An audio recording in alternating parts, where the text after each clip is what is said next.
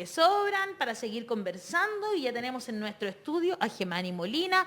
Ella es presidenta de la Corporación Selknam Chile y queremos conversar sobre el reconocimiento legal del pueblo Selknam.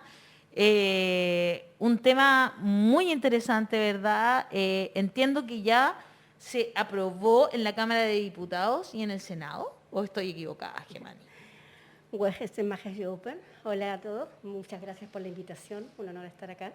Y bueno, sí, la verdad es que nosotros llevamos un camino de varios años ya, y en el año 2020 tuvimos la favorable experiencia de poder llevar nuestro proyecto de ley a la Cámara de Diputados, al Pleno, y fuimos ampliamente votados a favor, con 148 votos a favor.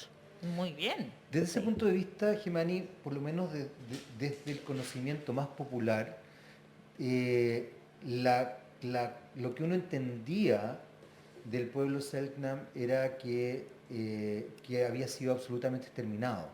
Había habido un genocidio brutal que de hecho, la verdad es que uno llega a ciertos sectores del sur de Chile y es sorprendente como todas las historias se condicen con este genocidio.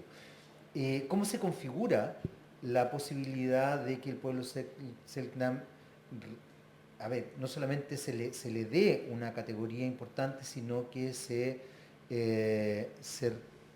reviva, por así decirlo? No sé si se entiende la idea. Te entiendo perfectamente. Irmani, porque en definitiva es súper importante eso. No es solamente recordar un pueblo, sino que entender su cultura y entender su lengua, y por ende también sus simbolismos y todo lo que se va configurando en torno a esto.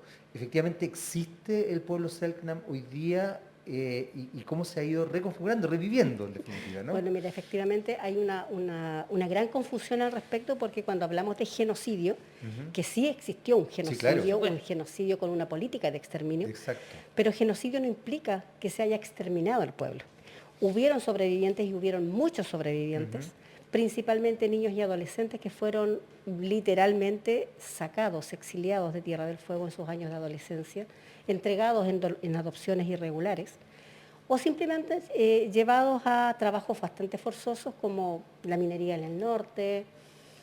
Hubo un tráfico prácticamente de niños y de adolescentes que no se vio o no se ve reflejada en la historiografía oficial de Chile. Entonces, claro, aquí hay una especie de trampa historiográfica en donde los primeros años, inmediatamente después de ocurrido estos hechos, que son a fines del siglo XIX, principios del siglo XX, Sí, o sea, claro. esto es ayer, Sí. no se habló de ello, se quedó en el silencio. Y obviamente hay que entender que los niños y adolescentes que sobrevivieron no tenían ni las herramientas, ni el conocimiento, ni las posibilidades de pelear, y probablemente no mucha autoconciencia también. Tampoco. Entonces, por eso te pregunto, Gemani, ¿cómo se estructura este renacimiento? Porque en definitiva es reincorporar una identidad, es reencontrarse, reencantarse además. ¿Cómo se fue configurando eso? También hay dos formas de verlo. Socialmente es mucho más fuerte que dentro de la misma comunidad, porque cada familia al interior y en la intimidad de su familia, de su clan, siempre supo que el abuelo o la abuela fue sacado de Tierra del Fuego cuando era niño, entonces siempre hubo una historia familiar, Perfecto, de la cual la familia siempre tuvo conciencia. Lo que no tenía era la herramienta para hacerlo real, para pedir, claro, digamos, el derecho, porque cada familia, independientemente de la ciudad de Chile donde estaba, no sabía que habían más familias, no tenían cómo saberlo. Claro. Entonces pasamos muchos años, quizás los primeros 50, 60, 70 años, pasamos pensando que éramos la única familia que tenía conciencia de haber sido sobrevivientes de este genocidio, pero siempre supimos que si nosotros si había una familia viva, era muy posible que hubieran más, pero no teníamos cómo saberlo. Entonces hubo que pasar varias etapas dentro del desarrollo del país y de las etapas normales, ¿no es cierto?, en donde gracias a la tecnología hubo un minuto que a través de redes alguien por ahí dijo, oye, yo soy descendiente de Selknam, oye, yo también, y rayos, empezó a suceder algo que ninguno de nosotros planificó. porque los primeros encuentros fueron solamente para abrazarnos y consolarnos entre nosotros y contarnos las historias familiares. Y esto fue llevando a una camaradería, a una familiaridad, a una complicidad de dolor, en donde básicamente los primeros encuentros eran eso, era consolarnos. Es increíble, Entonces, pero se puede... Ah, perdón. No, que a mí me impactó mucho la historia, que no sabía, que yo pensé que había un trabajo más bien de movimientos sociales para tratar de unir una comunidad, pero lo que usted está describiendo es más bien algo literalmente espontáneo. Así O sea, es. de las redes sociales se empieza a contactar personas como los hermanos que se pierden familias, claro. y ya van vinculándose Nosotros así de orgánicamente. nos organizamos como corporación el año 2015. Hace poquito. Súper poco, Súper claro. poco. En 7 el año años. 2015 acá hemos avanzado todo lo que hemos avanzado. Maravilloso. El año 2015 se crea la Corporación Selknam Chile obedeciendo a la gran necesidad ya de tener una orgánica y de tener una participación social. Pero eso fue posterior a esos primeros No, lazos que posterior. daban por redes sociales. Muy posterior, claro. Llevábamos años ya teniendo estos pequeños contactos, pero del año 2015 en adelante nosotros partimos como organización ya teniendo una participación social, con una personalidad jurídica ya podíamos ser un organismo legal en Chile. Perfecto. Lamentablemente en Chile si no tienes una personalidad jurídica no, Sí, no como que puedes, no existe, no claro. existes. Claro, entonces esa fue el primer gran desafío, es hacer una corporación y empezar a tener esta participación y darnos a conocer. Empezaron a llegar más familias. El mismo año 2015, yo siempre digo, aquí los ancestros fueron los que movieron los hilos y los que abrieron los caminos.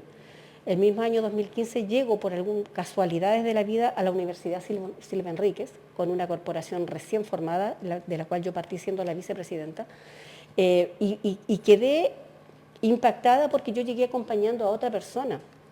Y la otra persona en una reunión con todo, digamos, con la gente de la universidad, dice, no, si a mí me está ayudando la hermana Selknam.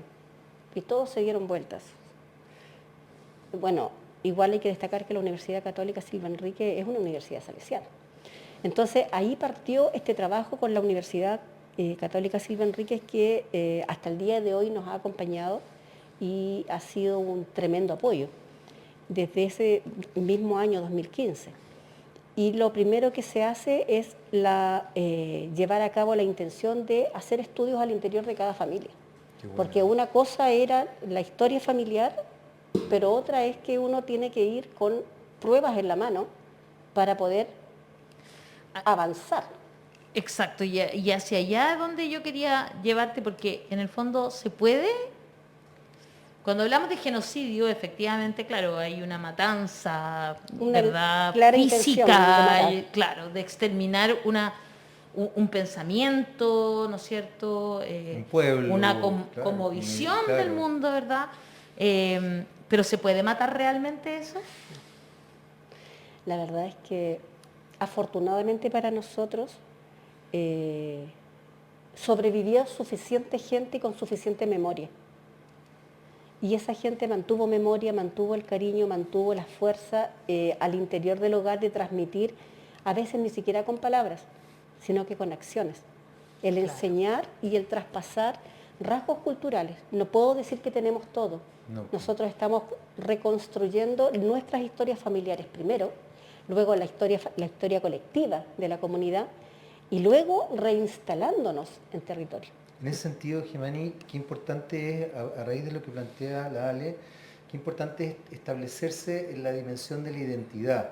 ¿Cómo se fue constituyendo o cómo podemos entender y también de pronto contarle a la gente que nos está viendo cuáles serían los rasgos que identifican al pueblo y a su cultura Selknam desde el lenguaje, pero también desde lo que acabas de mencionar, Jimani, o sea, desde esta tradición, desde este accionar, quizás en cosas muy pequeñas, porque finalmente un pueblo tiene tantos elementos, no solamente un lenguaje, tiene un espectro culinario, tiene una estética, tiene...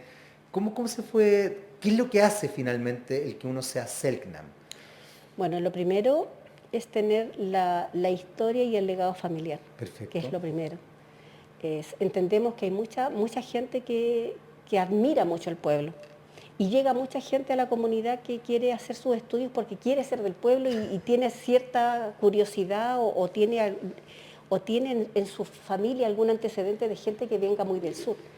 Y nosotros no le negamos la posibilidad a nadie. Perfecto. Pero esos estudios tienen que dar ciertos parámetros para poder continuarlos.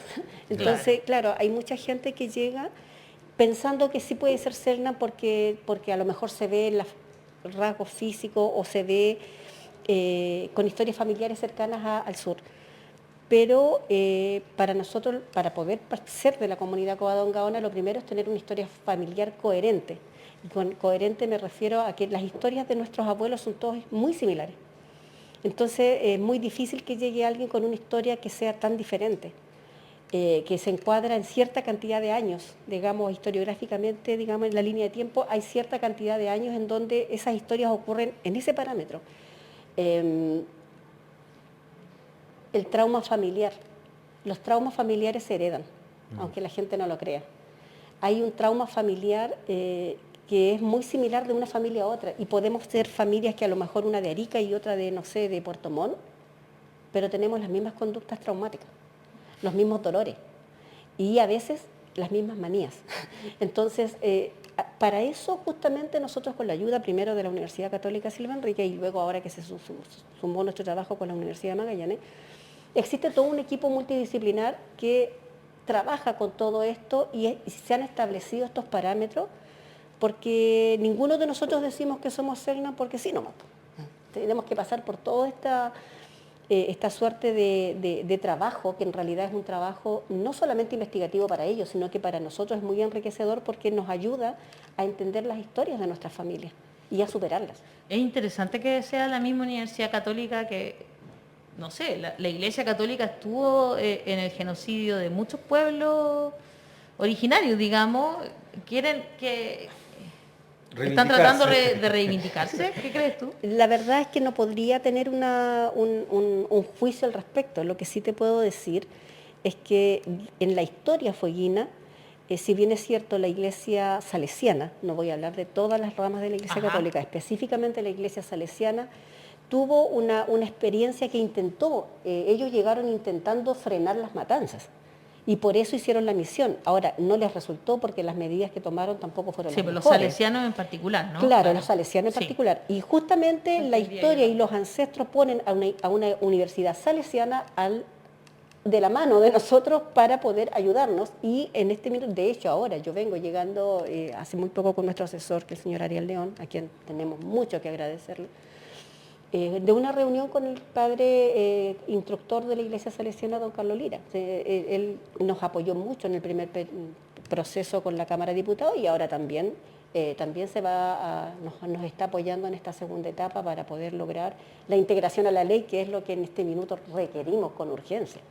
Entonces, ¿qué es lo que implica la integración a la ley, Jimani? Existir como sujetos de derecho en Chile, como indígenas en Chile. Perfecto. Existir desde el punto de vista no solamente como lo que uno siente o lo que uno trabaja en forma independiente y autogestionada, sino que existir con la igualdad de condiciones que todos los pueblos originarios debieran tener en el país. Somos pueblos preexistentes. Claro. Y hasta el minuto, a nosotros en especial, se nos ha negado el derecho a existir, porque se creía que estábamos extintos. Y yo siempre he peleado y siempre lo digo, a nosotros se nos catalogó como extintos muy fácilmente, pero nunca hubo una investigación, un seguimiento a los niños que sacaron, o una investigación acabada desde el Estado de turno en aquellos años para ver qué pasó con el pueblo. Se desaparecieron, qué bueno, bravo, hagamos cosas. Entonces no hubo un trabajo a cabalidad, responsable, de alguno de los gobiernos que ha pasado para verificar realmente qué pasó con el pueblo Selknam. Que finalmente es lo que ustedes están haciendo hoy día. Nosotros lo hemos hecho con nuestros propios medios. Y nosotros hemos puesto las historias de lo que sucedió del lado chileno en Tierra del Fuego a disposición y estamos abriendo esta tremenda puerta, que hay una tremenda historia que todavía nadie conoce. Perfecto. La historiografía oficial del pueblo Selknam se basa en lo que sucedió y de ahí en adelante el seguimiento es la parte, digamos, del lado argentino, donde el pueblo Selknam tiene una continuidad de vida y de cultura, porque nunca fueron sacados de Tierra del Fuego del lado argentino. En el lado chileno hubo exilio, y exilio forzoso. O sea, a nosotros nadie nos preguntó si queríamos salir de Tierra del Fuego. Nos sacaron, nos aculturizaron, nos quitaron el idioma y nos quitaron los nombres porque no tenemos apellidos indígenas. Una consulta, porque estaba describiendo este proceso de reconstrucción de las historias familiares y eso termina con la reinstalación en el territorio, porque fueron sacados del territorio. Quería preguntar un poco más sobre esa parte de la historia, o sea, ¿han ido reinstalando gente o eso es como un sueño para el futuro? Actualmente vemos 2 familias viviendo en Tierra del Fuego. Que antes no estaban viviendo. Claro. Ya. Ha sido un trabajo arduo, ha sido un trabajo con muchos sueños de por medio y como lo reitero, y majaderamente, disculpen, pero autogestionado. Nosotros hemos sido un grupo humano que ha hecho todo a pulso, con grandes apoyos, que los apoyos hay que reconocerlos. Para empezar, nuestro asesor legal, que desde el 2019, día 1 de todo el proceso político, ha estado ahí. La Universidad Católica Silva Enríquez, que siempre ha estado ahí. La Universidad de Magallanes. Hoy en día tenemos muchos apoyos y mucha gente. En el territorio tenemos el apoyo desde el gobierno regional.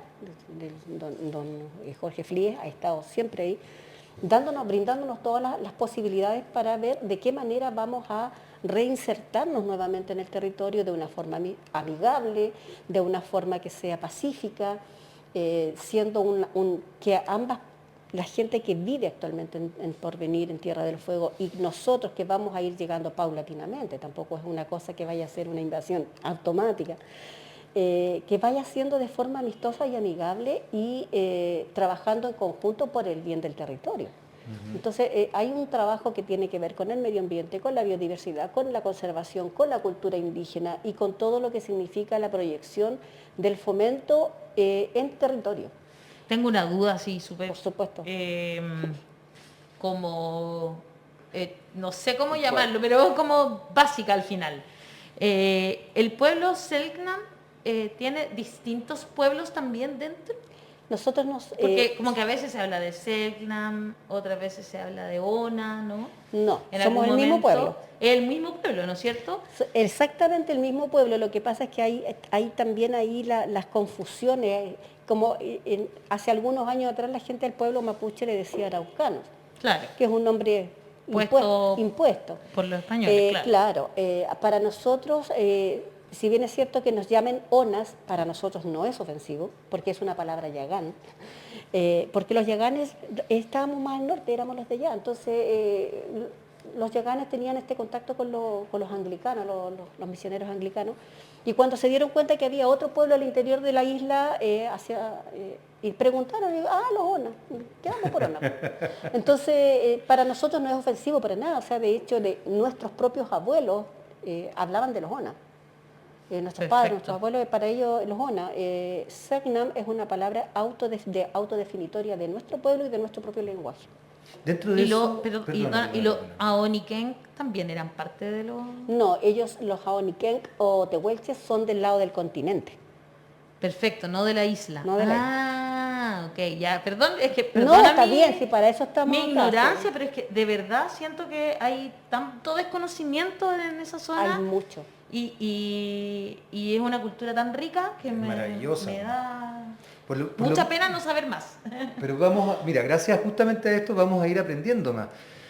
Dijiste, Gemani, que habían perdido los apellidos y también el lenguaje. Hay dos elementos que me parecen importantes desde lo identitario. Efectivamente, nominarse. Tener un apellido implica una cierta identidad. ¿Están en búsqueda de recuperar los apellidos originarios? ¿Hay alguna investigación al respecto? Eso por un lado. Y por otro lado, el lenguaje es sustancial porque te establece una dimensión simbólica del entorno, de la realidad. Te permite nominar la realidad desde lo simbólico. ¿Han recuperado el lenguaje? Esas dos preguntas. Ya, ¿Qué pasa con los apellidos y qué pasa con el lenguaje? Ya, ¿qué pasa con los apellidos? La verdad es que no tenemos cómo saber de qué clan era cada uno. Tenemos cierta noción, cierta posibilidad de intuirlo. Pero de ahí a saber, porque antiguamente el nombre de las personas se convirtieron en apellido para los pueblos originarios. Sí. Nosotros no tenemos cómo hacer eso. Lo que sí estamos reivindicando nombres Selknam hoy en día, las nuevas generaciones. Buenísimo. Yo misma, mi nombre es Gemani, lo tengo desde que tengo 12 años porque me lo puso mi abuelo. Dentro de una configuración de buscando seudónimos como escritora, surge Gemani, mi abuelo me dice Gemani. Pero que actualmente ya es un nombre que va a pasar muy rápido porque ya hice el proceso legal para incluirlo en mi cédula de identidad. Sea tu nombre, claro. absoluto. Pero a mí, desde que tengo 12 años que yo soy Gemani. Entonces, el resto de familia, gente en la comunidad, todos van buscando un nombre alternativo y van un nombre que los identifique, que tenga pertinencia Selknam. Y todos vamos respetando ese nombre y todos vamos pasando por ese proceso a medida que se van impregnando nuevamente de su cultura. Eso por un lado. Con respecto al idioma, el idioma nunca se perdió. Ya. Es un idioma altamente vulnerado, que tiene muy pocos recorredores y que tiene un trabajo muy fuerte en este minuto para la comunidad, porque estamos tratando de definir nosotros como comunidad, entre todos, cómo lo queremos volver a usar. Porque nuestro idioma, a ver, ubiquémonos en el tiempo, la historia del genocidio del pueblo Selknam es muy reciente. Por lo tanto, en ese tiempo ya habían grabaciones, habían registros, fotos, hay más de un diccionario. Entonces, ¿qué pasa? Que, por ejemplo, el diccionario de Baboir, que es un señor francés, un curita francés, él tradujo lo que escuchó desde su idioma materno.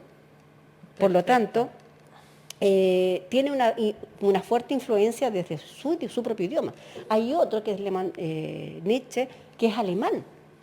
Hay diversos. Cada escritor que hizo un registro escribió las palabras que escuchó con su significado, pero desde su propio idioma materno. Lo que nosotros estamos haciendo es definir entre nosotros con cuál versión nos vamos a quedar. Perfecto. ¿Con qué? ¿Cómo nosotros vamos a decidir usar nuestro idioma? Porque no queremos que alguien nos diga cómo se dice nuestro idioma, sino que nosotros estamos haciendo ese trabajo semana a semana en talleres virtuales. Nosotros somos una comunidad que está de Arica a Tierra del Fuego, por lo tanto, todas nuestras reuniones son virtuales o son mezcladas, digamos, presencial, pero siempre con virtual, porque así no se queda nadie afuera. Entonces, tenemos un trabajo que durante todo el año nos juntamos normalmente una vez a la semana, para ir definiendo esas cosas e ir aprendiendo. Cada familia tiene un recuerdito, tiene algo que va compartiendo con el resto y ahí vamos. Y aparte del trabajo que tenemos con los profesionales, por un lado, psicólogos con otro y así. O sea, multidisciplinario. Bastante agotador. Ay, Gemani Molina, muchas gracias por estar esta mañana en La Voz de los que Sobran y hablarnos de un tema tan interesante. Te voy a leer algunos comentarios de nuestro público. Mira, dicen en Instagram, la abuelita más hermosa dice: felicitaciones, nos ayudan mucho para entender muchas cosas que la televisión abierta no comunica con la verdad. Gracias, dice. Gloria Cariñanco dice: me emociona escuchar a la hermana Gemani contando la historia y la importancia que es la memoria para nuestros pueblos y cómo siendo comunidad se han sanado y se han contenido. Paola Valdivia dice: ojo, es la Universidad Raúl Silva Enríquez. Antonio Pineda dice: qué alegría que el pueblo Selknam no está extinto. Bendiciones a ellos desde el corazón. Marcela Comte dice: que Sorren K. Selknam. Fuerza pueblo Selknam, vivo y presente. Tenita Navarrete dice: Gemani, qué precioso renacer, de toda justicia y derecho. Brunella Gambice dice: qué emocionante saber que son un pueblo vivo y que tengan el reconocimiento que les ha sido negado por tanto tiempo. No es fácil tampoco. Me imagino que hay gente que no está tan de acuerdo, que se siente pasada a llevar. ¿Cómo se logra aunar criterios en un tema que tiene tanta diversidad? Es difícil porque lamentablemente ninguna persona puede ser la voz de todo el resto. Sí podemos llegar a criterios más o menos comunes de un grupo humano y bueno, me tocó ser la persona que representa ese grupo humano. Pero la responsabilidad es grande porque a veces a uno le toca hacer una representación con la cual no está tan de acuerdo, personalmente, pero es la decisión de todos la que tiene que primar. Entonces, desde esa perspectiva, a veces no es tan fácil, sobre todo porque siempre van a haber detractores en todo orden de cosas, siempre. Lo importante acá es no perder de vista la meta final, que es que el pueblo Selknam recupere el derecho a la vida, los derechos fundamentales como pueblo vivo y las posibilidades que hasta el día de hoy no ha tenido. De ahí en adelante va a haber espacio para todos. Yo creo que lo más importante acá, en este minuto, es llamar a la conciencia de lo que viene, sobre todo a los señores senadores, que vamos a empezar a visitar a los que nos quieran conocer y los que nos quieran escuchar, y apurar este proceso, porque es importante desde el punto de vista nacional que de una vez por todas se subsane una situación que ha sido muy injusta con un pueblo, que todavía nos tiene siendo muy vulnerados, sobre todo con respecto a la espiritualidad, con el tema de la apropiación cultural, y con la mala enseñanza y la mala transmisión que existe actualmente de nuestra cultura, nuestro pueblo y sobre todo de la espiritualidad. Entonces, yo soy optimista. Yo creo que una vez que tengamos las herramientas legales, siempre va a haber espacio para todo, y los que a lo mejor no les gusta tanto lo que estamos haciendo, puedan también plantear su forma de trabajar o se puedan sumar. En realidad aquí la idea es que no volvamos a tener nosotros otra historia tan triste como la que ya tuvimos. Muy bien, Gemani, muy buena tu respuesta y también le mando saludos a el pueblo tribal afrodescendiente chileno que nos está escribiendo, dice no estamos todos, faltamos nosotros, y bueno, sí, y lamentablemente hay una cosa de tierra ahí, hay un conflicto de territorio que tiene más que ver con que no haya sido reconocido el pueblo tribal afrodescendiente. No es lo mismo que un pueblo originario, pero es un pueblo tribal. Y estaban en Chile y les pertenece ciertas tierras y ahí es donde empieza a quedar la embarrada, pero bueno, ya sabemos que esto no va a ser fácil, sin embargo, vamos en un camino que es hermoso y es reconocer muchas de las culturas que existían originariamente en este territorio que se llama Chile hoy.